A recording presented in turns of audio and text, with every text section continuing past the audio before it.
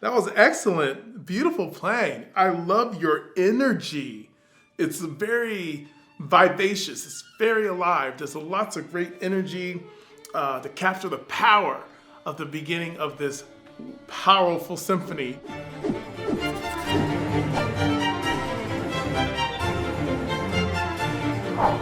Hello everybody, my name is Joseph Conyers and welcome to today's edition of Play Me an Excerpt, a platform where musicians like you can play an excerpt for a professional like me. Now if you're a musician watching this and you're wondering how you can play me an excerpt, go down to the link in the description below where you will get all the directions that you'll need. So why don't we get started?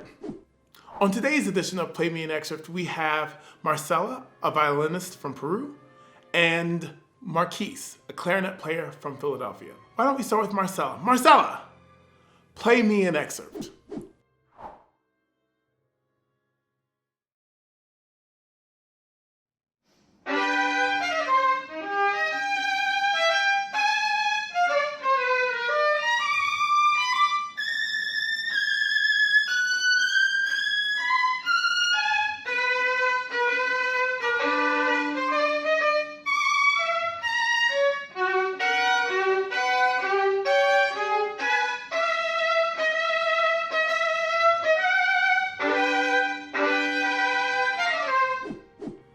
Marcela, that was excellent. Beautiful playing. I love your energy.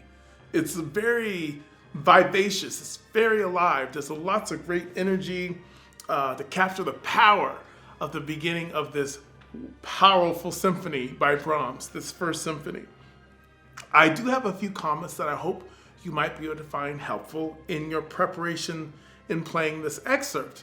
So, Dynamics are always super important. So it starts off fortissimo in, that is bar 43, 42, 41, and bar 41. And then it's forte only in bar 42. So, da-dee-dum, ba-dee-da. So we have to make room to show that contrast because if I'm sitting behind the screen, I'm going to want to hear that contrast. With a crescendo. Then we have a più forte in bar 46 with a more crescendo. And then we get a fortissimo in bar 51. I would love to hear that. Those things are really, really important in playing an excerpt. There's so many articulations in Brahms. So even at the very beginning of the excerpt in bar 41, da, ba-da-da-dum. That's an eighth note with a dot. So make sure we get off of that, which I thought you did wonderfully. Then ba-dee-da-dee-da-da, accent, da, and then eighth note and quarter notes with dots. Ba-ba-ba-ba. So those should definitely be shorter. Now, dots don't mean like short or popcorn short. I was taught in school, particularly when you're playing Brahms, that the dot or the staccato note, I should be more specific. The staccato should be basically cut the value of the note that it's over by half, but you play that full length. So for example, in bar 44, you have the La flat, and then you have the F natural in bar 45. La, fa, the F natural should be, and it's an eighth note with a dot, so it should be a 16th note full length, so it's quite short. Da, and then we have a quarter note with a dot, which should actually almost be played like an eighth note full length. So ba ba ba ba ba ba ba ba ba ba ba ba. So it's really, really distinct, and those should have that character. And then we can do the più forte. Let's start again and hear that, just so we can hear how we might be able to make that better.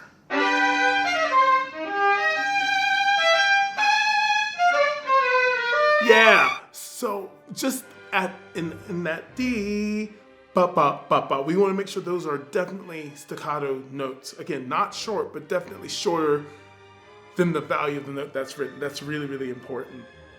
So again, really be mindful of the accents, which to me are a little harder, and these dots. And sometimes Brahms writes forzandi, which for me is a more of a whoosh kind of sound.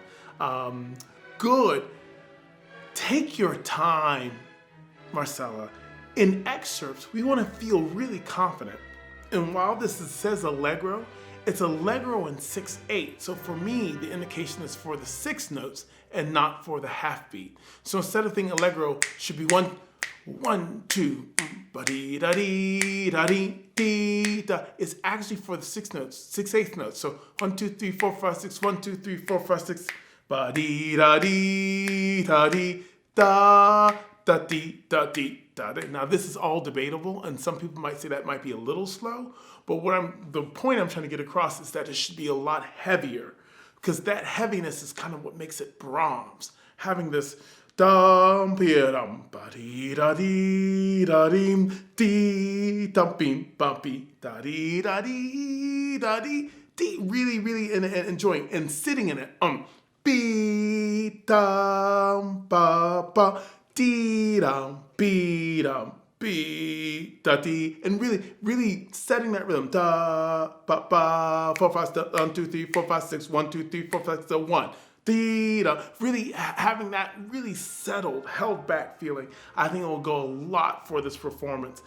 It's really easy to get excited about such fun music, but we got to be able to hold back, because that actually shows restraint and actually shows, honestly, maturity in our sound and our approach, particularly when we're playing an excerpt, because you don't want to scare the committee to think that you rush. So be really mindful of that. And I think the last thing I'm going to talk about is whenever you have this figure, da-dum, ba-dum. I know there's no diminuendo, but you want to make sure this da-dum, be-dum, there's some gesturing there versus da-dum, ba-dum. I think there's a little bit of a give there. So just make sure you're super clear. And I will say one more thing. Make sure we don't eat the notes. So one of my favorite sayings in all of the many sayings that Joe Conyers has is that no note shall be left behind. This is policy that I'm trying to get through now that we have a new administration. I'm hoping it will make it through Congress and right to the Joe Biden's desk for a law that would pass, and that no note shall be left behind. That, and they should also be played in the right rhythm. So right off the gate, da ga da ga da. 1 2 3 4 5 ga da ga da. Da ga da ga da ga da ga da ga da ga da. If that makes any sense. So make sure that we don't. I know you play at a faster tempo, but make sure we don't rush through those notes, because it's really important to hear. Marsala, it's really fantastic to hear you play. I wish you all the best in your endeavors, and thanks for playing me an excerpt. And next up, we have Marquise from Philadelphia. Marquise, play me an excerpt.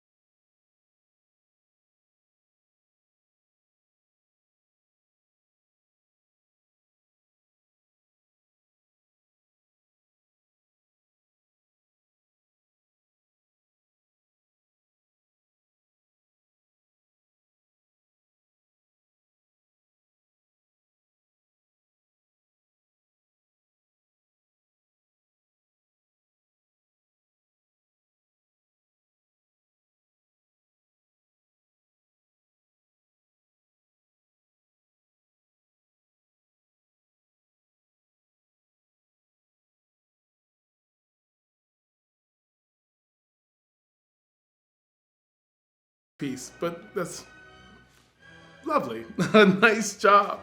A few things that have caught my attention. So one of the things that caught my attention right away is this rhythm. Now, I don't know exactly what the plan is for how you play the 16th note grace notes, but if I were to 16 notes in this rhythm would be a 1 E and a 2 E and a 3. So you could play them either no matter how you play the grace notes, should be, if you play them quickly into the downbeat, da da da da da da da dee dum ba da da dee da da dee da.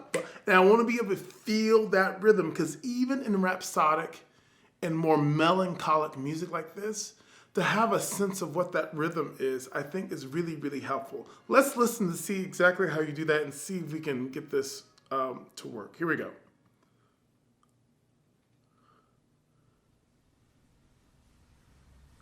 One, two, two, da. Yeah, I lost rhythm there, and then da dee da. Three. So those are the two hardest bars, and then from there your rhythm is much better.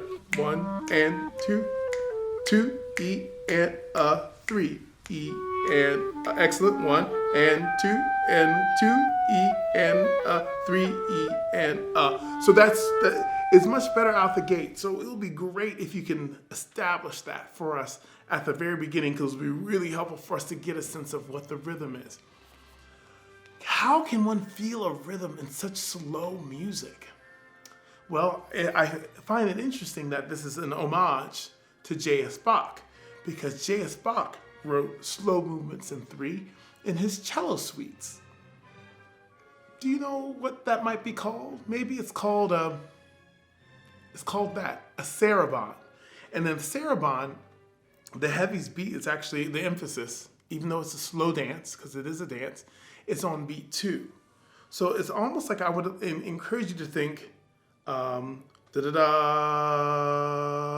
da da da da dee dum da dum beat ya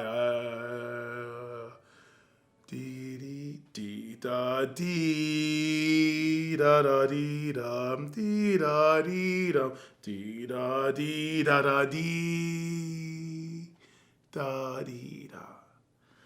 I hope that makes some sense, because then what it does is it provides some structure to even the slow rhythm.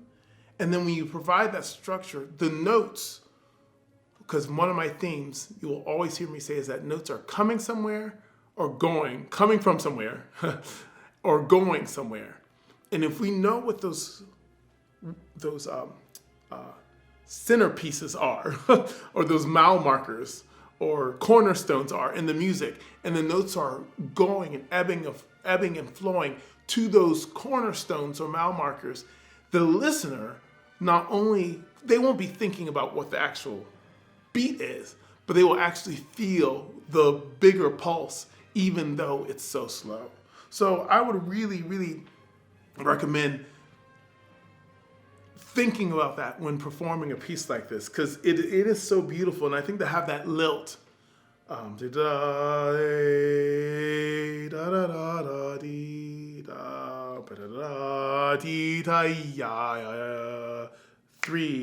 and 1 E and 2 3 E and 1. It'll, I think, allow you to know where to put the notes. I just think that's really, really important. So in that vein, I think the last thing I want to say, Marquise, is know when you have these small notes, what they're doing and what their purpose are. So even again at the opening, ba-da-dum,